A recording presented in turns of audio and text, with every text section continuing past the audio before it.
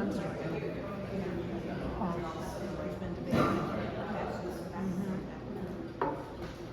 All right, we're ready to start. Thank you. So, don't worry about the little camera phone out there. That's just for me to see what I've done and what I'm going to do next time. So, I've got it set so it's not recording anyone. Bad shot. Hey, so my name is Roger Flint. Tonight we're doing cautionary tales. I think most stories are cautionary tales in one way or another. And I just like cautionary tales because I had 3 kids and that's like the story of my life. Trying to keep them together. No louder. The story we're doing tonight, well, we're going to go into, start with a little Greek, and tell a story that pretty much everyone knows in one way or another when you start out. And the theme is sort of like, be careful what you wish for. Because, centuries of storytelling have taught us, exactly what to do and what not to do in the event that some no magical being comes around and offers us a heart's desire, right? So that's kind of what tonight's today. I have a little other little moral or lesson to talk usually, but I'm just prepared. It's like I'm just prepared for when I do that call. That's what these wish stories have gotten all set for. Be careful what you wish for. So this first story is the story of Midas. And it's like pretty much everybody's familiar with a story of Midas. There's all kinds of different versions, and nobody seems to know maybe the whole story, especially if you were reading it. So I thought we'd start out with that, and in honor of just being at this winery, the story starts with Dionysus, the god of wine. He sort of kicks the whole thing off. Dionysus throws a party. I hear, by the way, I think like one of his favorite vintages was like your Tanat. Oh, yeah, nice. Yeah, he was into that. And it starts out with a party. Dionysus is throwing a party, a bacchanal. And those bacchanals, he was famous for these parties that involved usually a lot of drinking, dancing, more drinking, and general debauchery. So think of it like an 8th century BC white woman.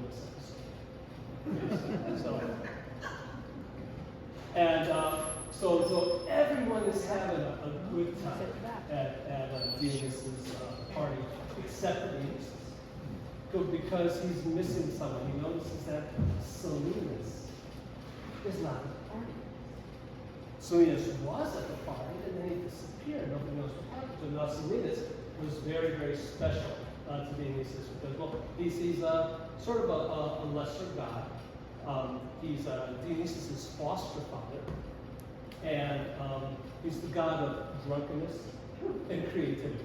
Yeah, those two things kind of hand in hand. He's the drunken prophet, basically, is what he's looking for. And so Dionysus is spending his whole party pretty bummed because he can't find Salinas. Well, Salinas, as it turned out, had gotten so wasted that he just wandered off and finally fell asleep in one of Midas's gardens. He was just sleeping it off. And he's found by a couple servants and brought over to Midas. Midas recognizes who it is right away because he's really up on his Dionysian histories. And so he's really happy to have this Salinas here. So he takes him in and he just honors him with 10 days. 10 days of feasting and revelry, which probably amounted to drinking, dancing, and general debauchery. But after the 10 days, Dionysus shows up. We've got sent, maybe sent him an email or something. He comes around and he's getting ready to take Salinas back. He was so excited and happy. He was filled with gratitude for Midas taking care of Dionysus, for Midas taking care of Salinas in this way, that he offers him a wish, right? A boon. Yeah. Anything that his heart desires. Midas has been waiting for this his whole life.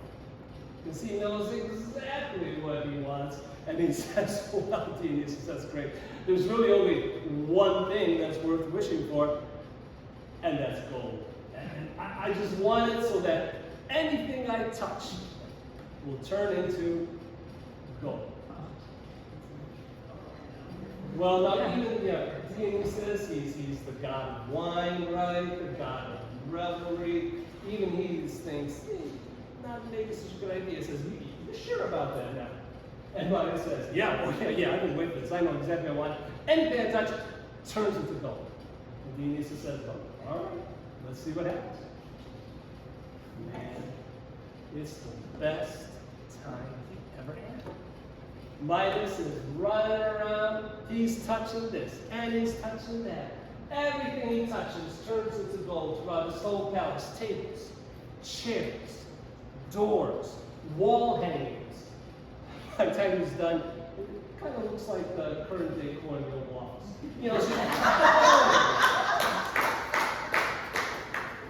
It's just all over the place. And he is excited and ecstatic and exhausted. So he calls for servants to bring him some food. He is ready to eat. Right, ready to eat. And he sits and he pulls up a bunch of grapes. And they turn it. All right, so he says, okay, well maybe it's just that. He tries a chunk of bread. Turns to gold. He's starting to get a little worried. But he sees the goblet of water. Picks up the goblet turns to gold.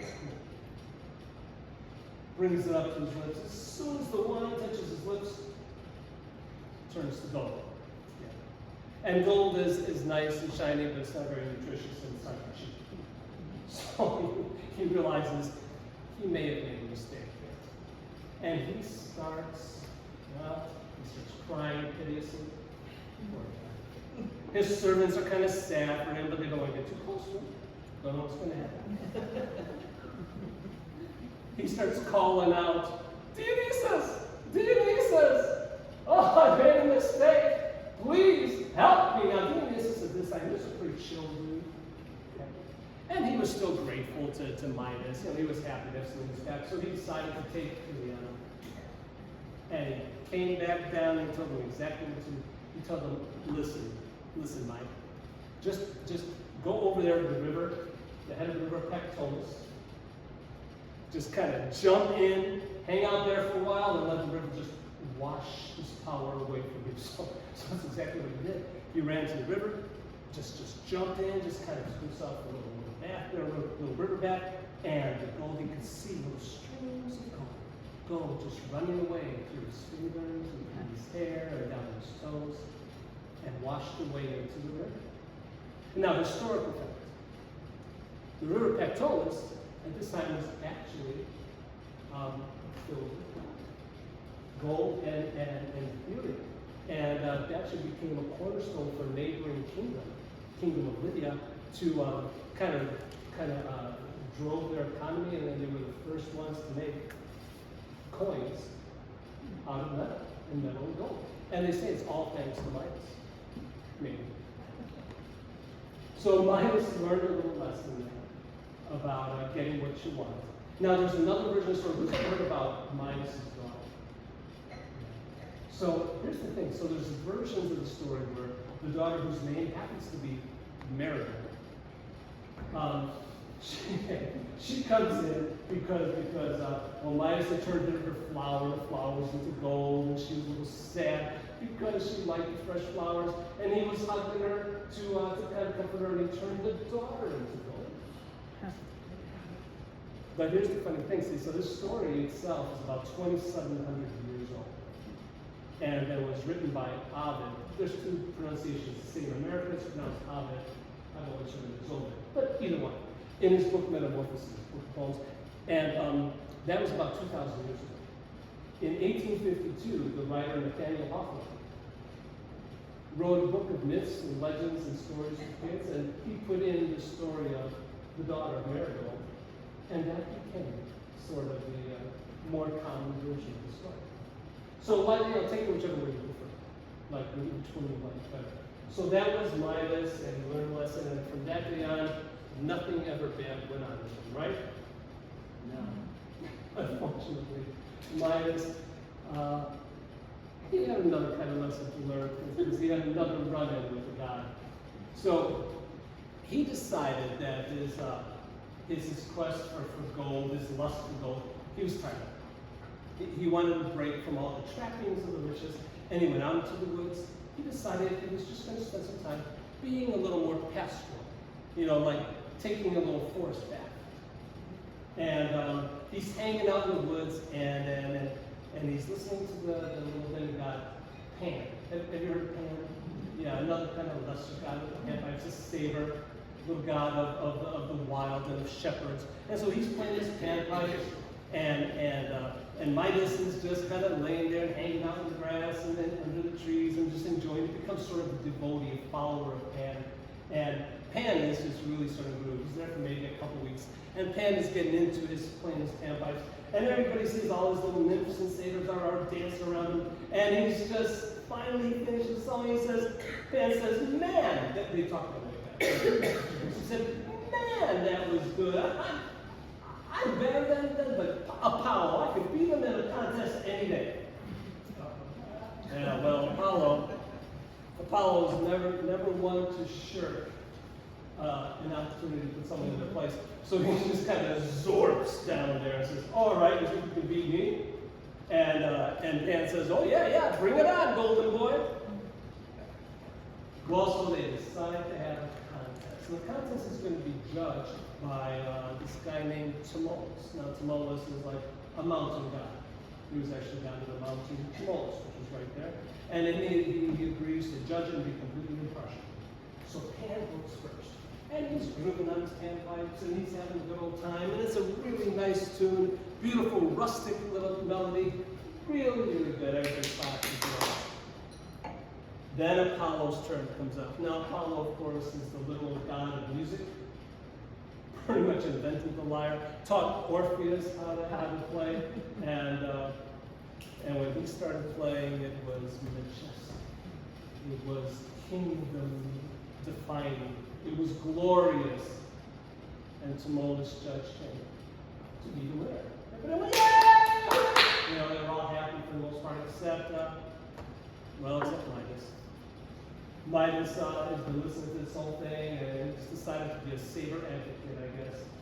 Because he just said, wait a minute. Pan's playing was much better than Apollo's. Anybody could hear that. And they all looked at him askance. And Apollo says, well, if you think that, you must have the ears of a donkey. And just that little phrase coming from Apollo, that's all it took. And suddenly, Midas could feel his ears growing, little tufts of white hair coming out and growing up, and he had the ears of an ass.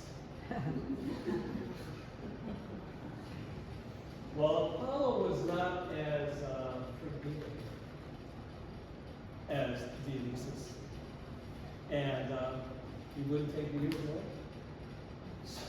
So Midas kind of slunk back to his castle and figured maybe he'd had enough of the forest life. And he couldn't figure out a way to get rid of the ears, so he would hide them under a big purple turban. So he figured, maybe the subjects, they would question his fashion choice, but they wouldn't know about his ears. And that worked pretty well for a while, except, personal grooming came into the play, and he needed a haircut. So he got his barber, his servant's barber, and then they finally pull off the turban, and the barber is seeing the ears. And Midas swears him to secrecy. Didn't take much for the barber to agree, because there's always that pain of death thing that kings can hold over. So on pain of death, not to share or tell anyone about his ears. And so the barber agrees. And he cuts his hair back. Oh, it's gnawing at him. He's going home. He wants to tell his wife what he can. He's out in the market. He wants to tell everybody what he can. And this secret is just growing and growing and growing in them. He just can't take it anymore. And so he goes over by the river, the famous Cautionary, digs a hole, leans down, puts his head right into the hole, and whispers, "Midas has the ears of an ass," and then covers up the hole. Feels so much better. Actually, pretty good therapy, you know, as far as that goes. And then things should have worked fine, except this is Greek mythology. Shortly after that, reeds grew up right where he had done the hole. And the reeds grew and spread. And every time the wind whistled through the reeds, you could hear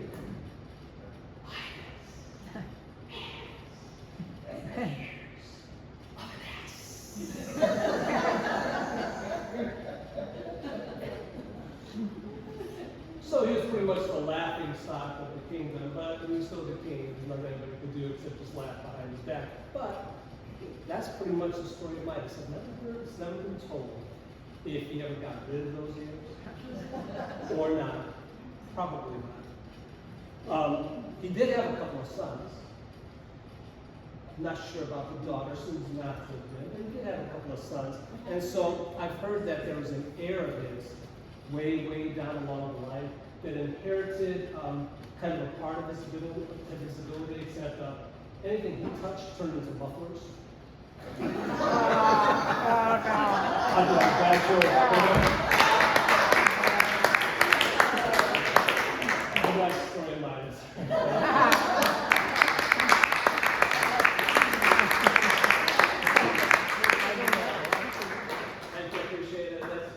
First time I told that story out loud in the full version.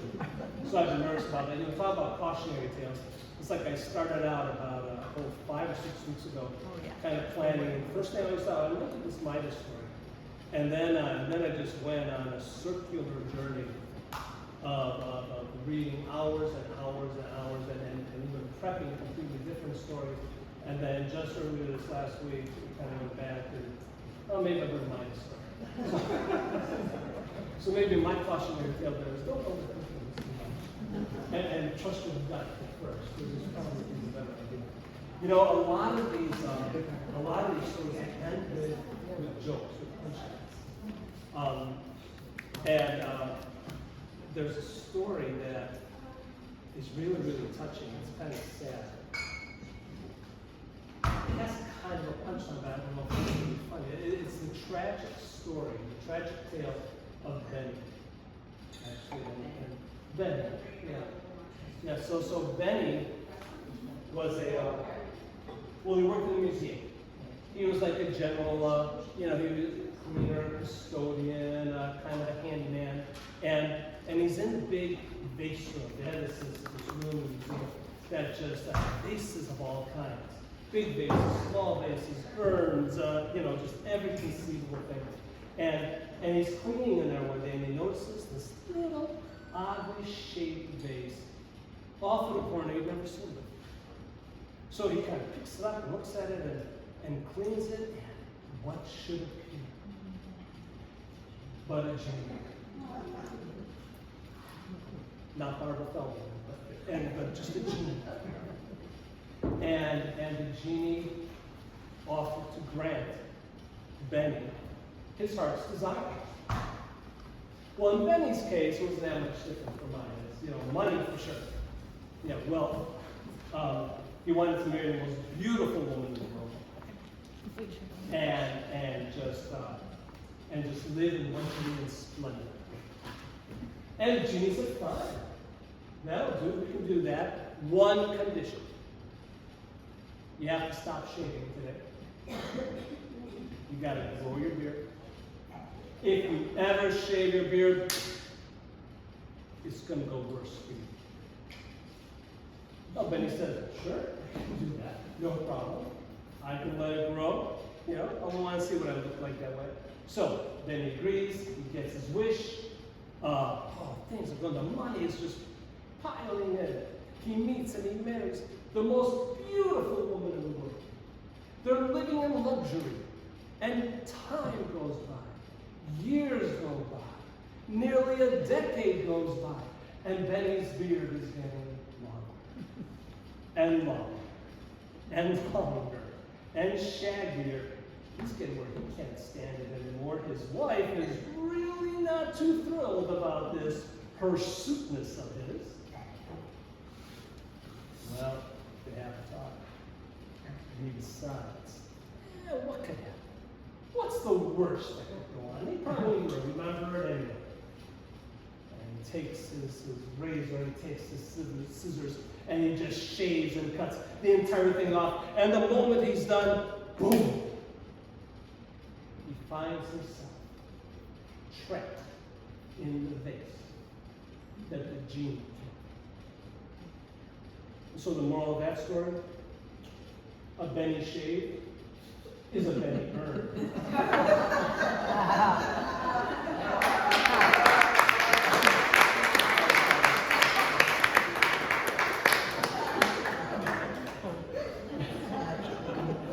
I should pay you all for listening.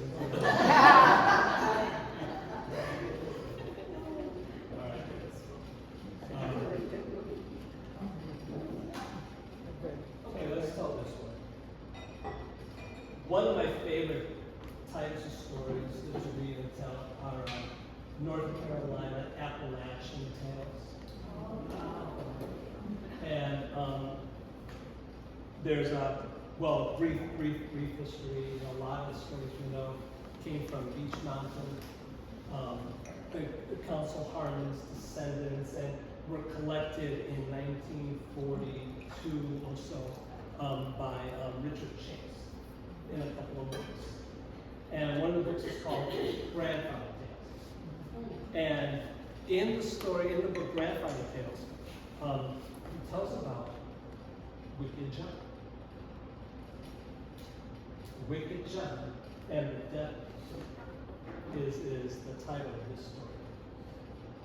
And Wicked John, he was called Wicked John because basically he was mean. You know, he never had anything good to say about anybody. Never went to church. Made fun of anyone who did. I guess I will keep this kind of PG-13, but in today's terms, we would call him an a-hole, essentially. But Wicked John, he did have one redeeming quality. He would always treat a stranger right. You know, kind of that Southern hospitality kind of thing. Yeah. Hate your neighbors, but stranger, yeah, come here. So John, he's working in his shop. You know, sorry, I forgot to say he was also good at his craft. You know, I mean, he was a good blacksmith, and he was also the only blacksmith really from miles around. So he was never wanted for any business. So he's working in his shop one day, and he sees coming up to the doorway sort of this old man. It's just bent over old man, walking on two sticks, just like this, barely able to put one step in front of the other. And he comes up to the door, and it sort of just stands there, looking into the shop.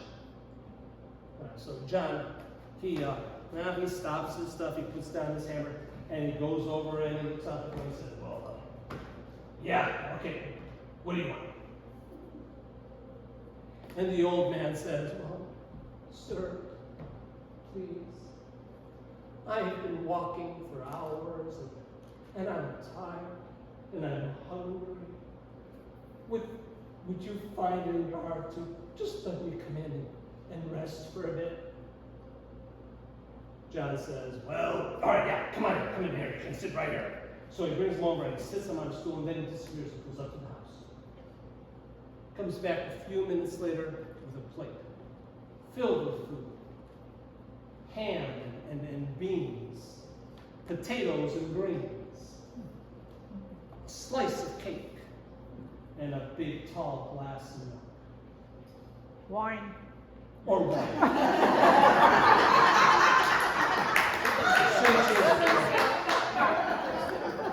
This is the Appalachians. Might have been moonshine. A tall glass of an adult beverage. Gives it to the old man, and he just starts, he tucks in, and he's just eating and eating, enjoying every morsel. And John, he kind of goes back to his anvil, he's working, but he's keeping an eye on the old man, because he figures, well, as soon as he's finished eating, right, he can get his name. Then he won't be a stranger anymore, and he can kick him out. But when the old man finishes eating, puts down his plate, puts down his beverage, and he starts standing, and he gets taller and taller and straighter, and the rags fall off of him. And he's dressed in a long, golden, flowing robe with a gold key tied to the waist. And John's just staring at him and dropped his head. This was a little much for him, even. And the man says, well, John, as you may have guessed, I am St. Peter. Yep, that's right, no autographs, please. And I have been walking and walking all day. Once a year, I come down to this guy.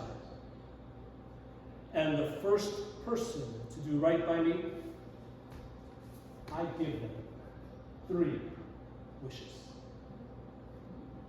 And John, today's your day. Anything you wish, that's the way it'll be. And John says, well, all right. 3 wishes, huh? All right. Well, all right. I'll tell you what. How about this? See that chair? My old high-back rocker chair? Well, I tell you, it seems like every time I want to sit in that chair, one of these guys from the village are here, I'm doing some kind of job for him, he goes and he's sitting in my chair. And every time I want to sit in the chair, I got to go to the trouble of kind of rousing him out and get him out so I can sit. I just wish that whoever sits in my chair has to stay in there and has to rock and rock and rock till I let him get out. Peter says, huh. Okay. That's a new one. If that's what you want, that's the way that's the way it'll be. But you've got 2 more wishes left. Maybe you want to think about it a little bit. But John, he's already started looking. I don't care. He's looking around and tell you, my hammer, my old 10-pound hammer here. It's these boys from the village, they come in here, they sneak in, they take my hammer, they take it out across the road, trying to break rocks and stuff. And it seems like every time I want to use my own hammer, why, I've got to go off searching for it and find it. I just wish anyone so much as touches my hammer, why, they can't let go. And they get to pounding and pounding and pounding, and they keep doing that until I let them stop. Peter says, huh. Okay. If that's what you want, that's how it'll be. He's kind of ready to stop in this particular place. You got 1 more wish left, John. You might want to think about it. Maybe something about your immortal soul. John's having a good time now. I mean, he's just like, I'll tell you, all right, I got it. You see my bush out there? That thorn bush, right? It's a fire thorn. I love that bush. But it seems like these people, they come in and they're always running it over with their wagon wheels, or they're breaking off a piece to use as a switch roll. I just wish anyone so much as touches my fire thorn, why, they get caught in and sucked up in there and trapped in there in the middle until they can't get out until I let them out. Well, Peter doesn't even know what to say at that point. He just closes his eyes, sighs one time, nods one time, and disappears. And John just shrugged his shoulders and went back to work. He didn't care. All right, well, at this point, it might come as a bit of surprise that John was married. And it may come as no surprise that he and his wife didn't get along. In fact, they started every day started about the same, every morning. They would get to fussing. And they would fuss and fuss and fuss at each other. First him, then her, then her, then him, and they'd get louder and louder and louder until finally she would just break down and she'd yell out, "Oh man, the devil himself could take you right now, can come and get you, and I wouldn't care less." And then she'd pick up a piece of firewood and just chuck it at his head. And John would duck. And he'd laugh. And he'd go off to his day's work. You know, to tell you the truth, that was pretty much his favorite part of the day. But that's it. Well, the devil had been hearing this and hearing about this going on for like 20, 30 years. And he finally decided, well, maybe it was time to do something. And he sent up one of his boys to get John. Coincidentally, it was the day after John's meeting with St. Peter. So John is working in his shop. He's got some horseshoes he's doing that morning. And he looks up and he sees in the doorway this devil, this little devil, just a little guy. Little pointy ears, a little bit of tail. It was all red. John goes over to the door and says, "Yeah, what do you want?" Little devil says, "Please, mister, my daddy told me to come up here to get you. He wanted you to come down. He said it was time for you to come kind of see him. He wants to visit you, meet you, that kind of stuff. So he said I should come up and get you." John says, "All right, you did, huh? All right, son, I'll be with you in a few minutes. I just got to finish this horseshoe over here. So you can come in, hang out, and if you just hold off for a bit, I'll just give me a minute."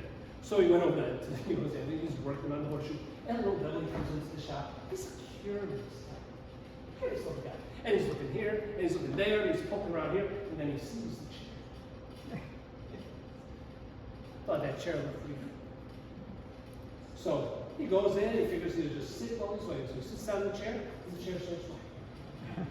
And it's going back and forth, faster and faster and faster and faster, rocking and rocking. His head is hitting the back, wibbly bang, wibbly bang, wibbly bang. He's calling out, Mister, make it stop, make it stop, make it stop. John said, "Make it stop, huh? You promise me you won't come up here and bother me ever again?" He goes, I promise. John says, "All right, you go." Jumped up, ran out of there quicker than corn through a goose. Excuse an old southern phrase that I read. But so John goes back to work. He's just working that day. Next morning, he's working on the wagon. He's got his wagon wheel that he's trying to repair. And he looks out and he sees in the doorway, it's another devil. A little bigger, it's like a medium size. Medium-sized horns. Kind of a medium-sized head. He's all red too. And kind of a bored look on his face. He was a teenager.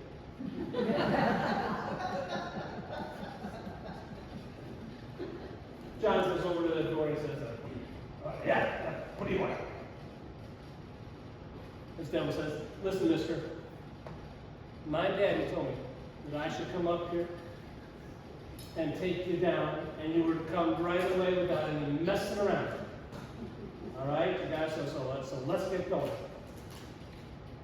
John says, all right, hold on just a minute. So now, let's see that wheel over there? Now, I just got to finish that wheel. I know that you won't, I know you'll let me just give me a minute, and I'm just going to finish the wheel. And he walked over the wheel too fast for the devil to even do anything. Just before he could even say anything else, he just went back to his wheel, and he started working and pounding. So this little devil is a medium-sized teenage devil. He walks into the shop, and he's looking around. He's impatient, kind of sort of, and he knows his daddy wants him back there. So he's watching John trying to work on this wheel, and some awkward kind of angle. He's trying to hold the wheel with one hand and kind of get with the hammer with the other. And he says, oh man, this is going to take forever. He says, listen, mister. Let me help you. This is going to take too long. Here, watch it. Give me that hammer and I'll hand it down while you hold it. And John says, well, I think that would be fine.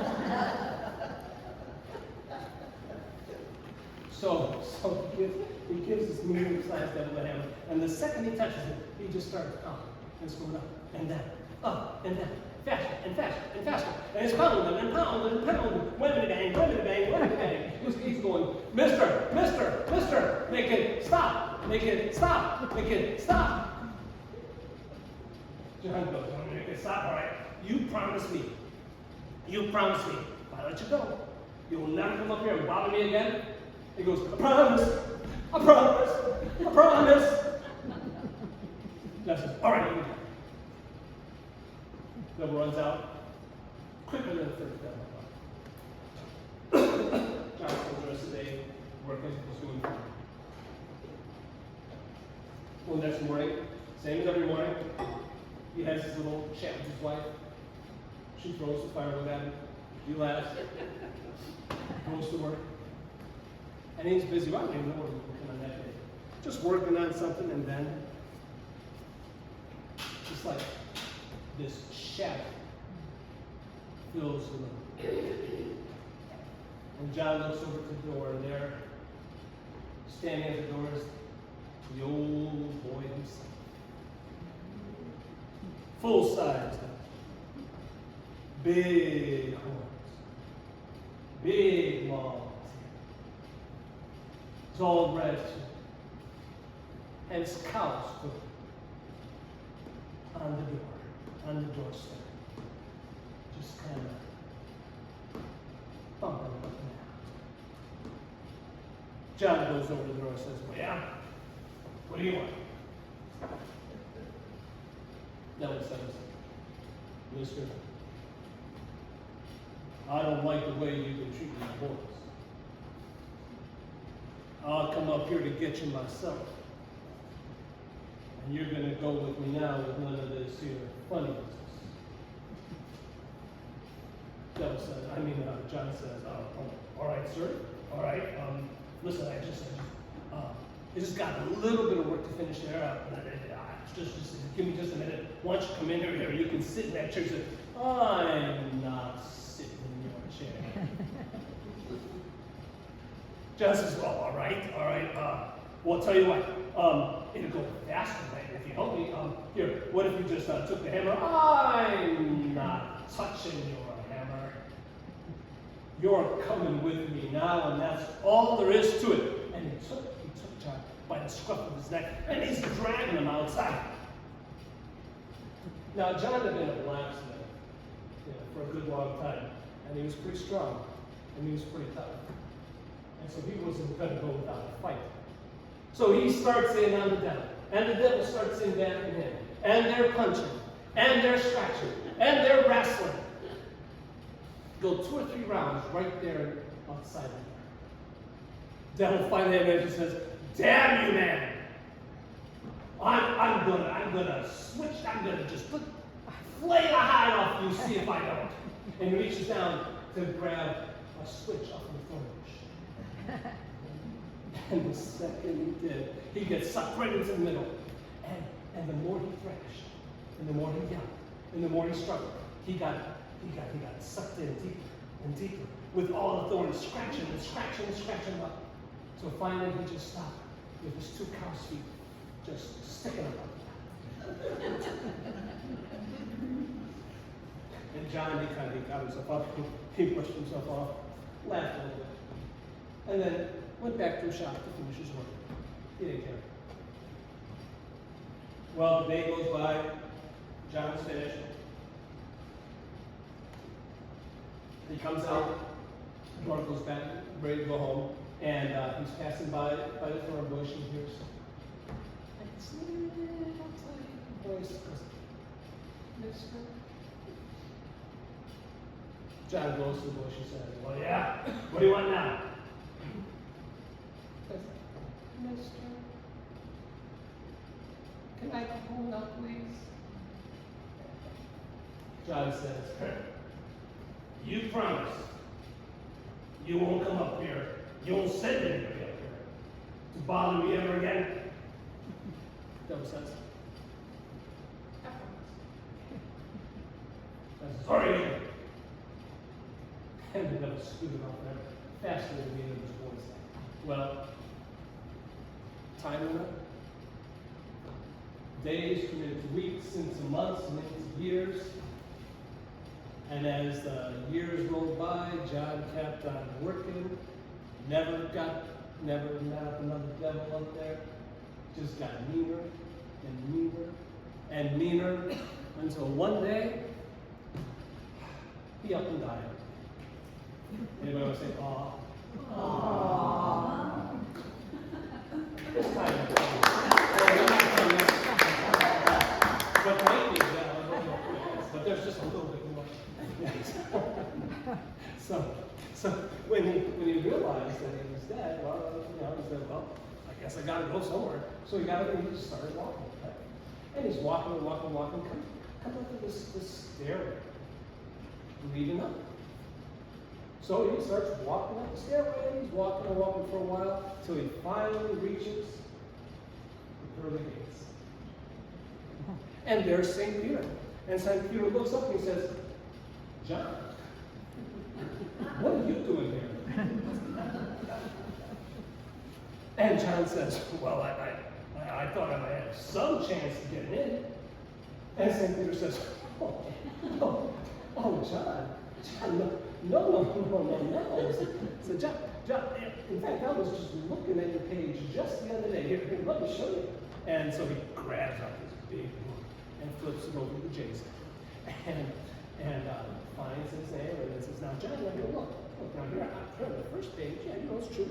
You've got a few lines up here, a few entries, but look at the back page, John. Why, it's full from the top to the bottom. And I had to write really small. I even had to use some of the margins." He said, "Oh, John, there's not a chance of you getting in." John says, Well, what do you think I should do then?" Peter says, "Well, John, and I'm saying this with all the love in the world, but I guess you can just go to hell." So John shrugs his shoulders and says, "All right." And he turns off and goes back down the stairway, he goes down the other way. And he's walking for a while, and just kind of got his hands in his pockets, just whistling, trying to see where he gets. And he finally sees the gates of hell. And there's those two sons, which is out front, they're just playing out front, and they look up and they see John walking forward, and they just get up and they run. They run back into the gates and go, Daddy, come quick, it's wicked John." And the devil runs over to see what it is. He sees John getting closer, and he says, "Close the gate, boys, and bring me the padlocks." So by the time John comes up the gate, just in time to see the devil just securing the last of 5 padlocks on the gate. And John says, well, "What are you doing?" And the devil says, "Oh, no, I'll tell you what I'm doing, John. I'm not letting you come in here. Why, I know you'd have this place turned upside down in no time. You're not coming in here. I don't want you." And John says, "Well, confound it. I mean, what am I supposed to do? Peter won't let me in up there. You won't let me in over here. Where should I go? And the devil said, well, all right, hold on a minute. And he pulls out a gourd. It's just got piles of gourd flying around. I don't know why. I guess he liked gourds. But he pulls out this gourd and kind of howls it out. And then he reaches into the furnace behind it, because there's just furnaces. And he pulls out a few coals. And he gives it to John through the gate and goes, there you go, John. You just take that and you go. Start a hell of your own. Well, so John took that gourd and he started walking. You know, they say to this day, if you go to the Great Prison Swamp, on a night when it's dark, there's no moon, you'll see a light flicker. Now, some people say it's swamp gas. Some people say it's the will-o-the-wisp. You and I, we know what it really is. It's Wicked John, still looking for a little help to call his own. And that is all.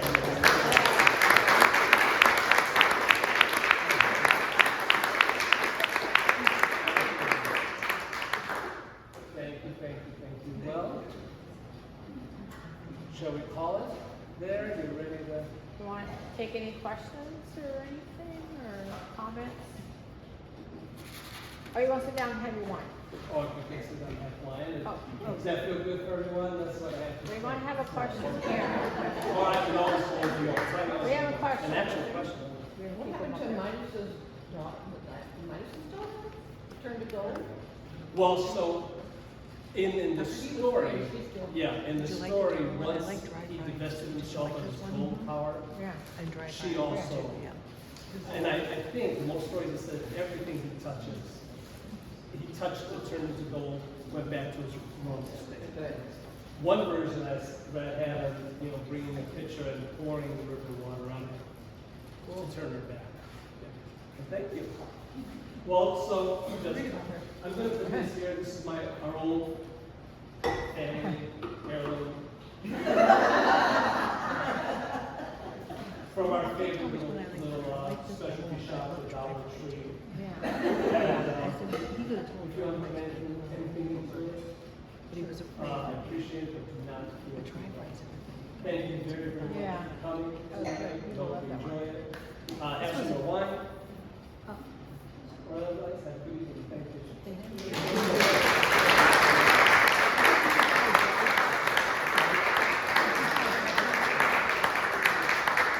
Oh, I didn't think we want to write right tonight. How long would that take? Well, I think we're done. Yeah. But that's a good one too, the long.